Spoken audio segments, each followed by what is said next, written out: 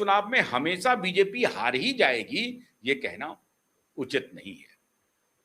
अब ये वो बीजेपी नहीं है जो 1996 में, 1999 में वाजपेयी जी के नेतृत्व में चल रही थी, आडवाणी जी के नेतृत्व में चल रही थी और उनको परम्यूटेशन कॉम्बिनेशन बिठाना पड़ रहा था। उन्होंने अपना वोट बेस बहुत एक्सपेंड नहीं किया। मोदी और शाह का जो बीजेपी है, इन्होंने अपना वोट बेस एक्सपैंड कर लिया है, अलग अलग टेरिटरी को अपने में मिला लिया है।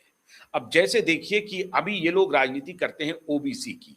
अब ओबीसी का बहुत बड़ा चंक भारतीय जनता पार्टी के साथ है। ईबीसी का बहुत बड़ा चंक भारतीय जनता पार्टी के साथ है। याद कीजिए अटल बिहारी वाजपेयी के जमाने में भी जब भी ये बात होती थी कि भारतीय जनता पार्टी अगड़ों की पार्टी है, तो अटल बिहारी और कॉ बेल्ट की पार्टी है, तो अटल बिहारी वाजपेयी का वो बहुत ही ऐतिहासिक भाषण है जिसमें उन्होंने ओबीसी नेताओं का, एससी नेताओं का, एसटी नेताओं का अपनी पार्टी के अंदर एससी, एसटी, ओबीसी इसका पूरा डेटा दिया था और उस पर उन्होंने अपोजिशन को चुनौती दी थी कि आप जितने पॉलिटिकल पार्टी हैं जो कि झंडा बरदार हैं ओबीसी के, ईबीसी के, एसटी के, एससी के, उन सबको मैं चुनौती देता हूं कि as a political single political party आपके पास उतने रिप्रेजेंटेटिव नहीं हैं इन कम्युनिटी के जिनके आप खैरख्वाह बनते हैं और जिनके आप मालिक बनने की कोशिश कर रहे हैं। वो उन्होंने आपको अपना नेता नहीं माना है। हमारे पास उसका नेतृत्व अधिक है, एससी का भी, एसटी का भी, ओबीसी का भी। ये तो वाजपेयी जी के जमाने में थी। अब तो मोदी के जमाने में मामला बिल्कुल पलट गया है। 360 ओवरहॉल कर दिया मोदी ने। तो मोदी के पास अब वो अलग वोट बैंक भी है। फिर भी मोदी के रणनीतिकारों के कान खड़े हो गए। ऐसा नहीं है, उनको लगा कि आगे तो हमको मॉनसून सेशन की तैयारी करनी है।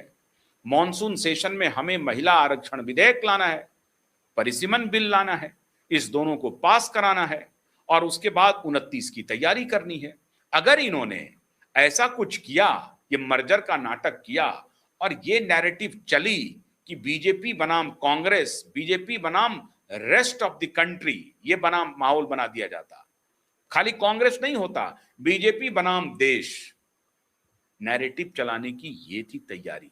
बीजेपी बनाम देश मतलब देश की जितनी पार्टियां हैं वो कांग्रेस की हमसफर हो गई हैं, वो कांग्रेस में शामिल हो चुकी हैं और कांग्रेस प्री इंडिपेंडेंस के दौर में पहुंच गई है और अब कांग्रेस देश का प्रतिनिधित्व कर रही है और करने के लिए आगे बढ़ रही है और उनका मुकाबला वो देश विरोधी शक्ति आरएसएस से है। ये नैरेटिव उनका चलाने का ये पूरी तैयारी हुई थी कि ये नैरेटिव बनाई जाए कि पुरानी कांग्रेस आ गई। अब पुरानी कांग्रेस में इंदिरा जी भी नहीं है और नेहरू जी भी नहीं है, राजेंद्र बाबू भी नहीं है, पटेल जी भी नहीं है, बड़े बड़े स्टॉलवार्ट नहीं है। अब नई कांग्रेस में कौन है? तो श्रीमान राहुल गांधी और श्रीमती सोनिया गांधी। उनको अब पटेल और उनको अब नेहरू बनाने की कवायद शुरू हो रही थी। कोई बात नहीं है, कभी भी बना सकते हैं। अब ये संदेश देने की कोशिश मित्रों ये हो रही थी अंदर से कि अगर कांग्रेस में विलय होता है तो सबसे बड़ा संदेश जाएगा कॉरपोरेट घरानों को कि देखो भाई, पूरा अपोजिशन अब कांग्रेस में विलय कर गया है और उन्होंने अपने ईगो को त्याग दिया है और अब एकजुट होकर के अपोजिशन कांग्रेस के छत के नीचे एक संपूर्ण डेमोक्रेटिक तरीके से आगे बढ़ रही है। यह बनाने की कवायद शुरू हुई अंदर अंदर और इसका पहला संदेश कॉरपोरेट घराने को देने का था कि देख लो, अगर अब चाहते हो अपनी खैरियत तो जरा हिसाब में रहो और इधर भी माल की सप्लाई शुरू कर दो क्योंकि हम लोग तो खाली हो गए हैं।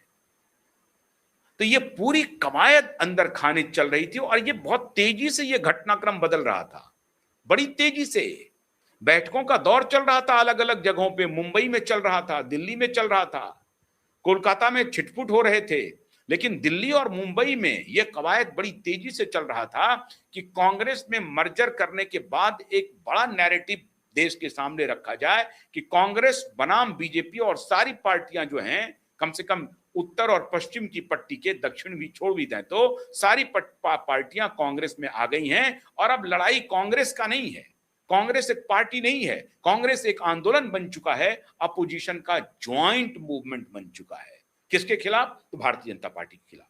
भारतीय जनता पार्टी भी नहीं, मोदी के खिलाफ। उनका नैरेटिव यह था कि हमको बीजेपी के खिलाफ नहीं है, हम मोदी के खिलाफ हैं, कि ये मोदी जो है वो फासिस्ट रूल भारत में ले आए हैं, ये फासिस्ट राज इन्होंने कायम कर दिया है। तो ये नैरेटिव उनके खिलाफ बनाने की तैयारी हो रही थी।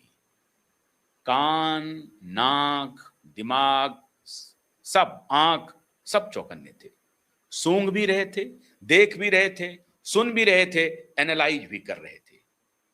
ऑपरेशन कर्टन के लिए काला पर्दा गिरता है। पूरा नाटक है सर, पूरा। आप गलतफहमी मत पालिए, पूरा नाटक हुआ। पर्दा गिरा, पर्दे के अंदर बैठक शुरू हुई कि ये क्या खेल है भाई, ये कौन कर रहा है। तो नजर रखनी पड़ेगी हमें। खुफिया एजेंसियों से इकट्ठे किए गए सूचना, बोला कि हाँ इस तरह की चर्चा चल रही है, होगी नहीं लेकिन चर्चा चल रही है, चर्चा हो रही है। अच्छा, तो ये जा सकते हैं, ये एक हो सकते हैं और हमें चुनौती दे सकते हैं। 29 में, मतलब मॉनसून सेशन के पहले इनका कुछ खेल है, और इसका श्री गणेश ममता बनर्जी करेंगी, क्योंकि ममता बनर्जी की अब कोई हैसियत नहीं रह गई है, ये श्री गणेश करेंगी। अच्छा, कान खड़े हो गए। फिर शुरू हुआ ऑपरेशन ब्लैक कर्टेन,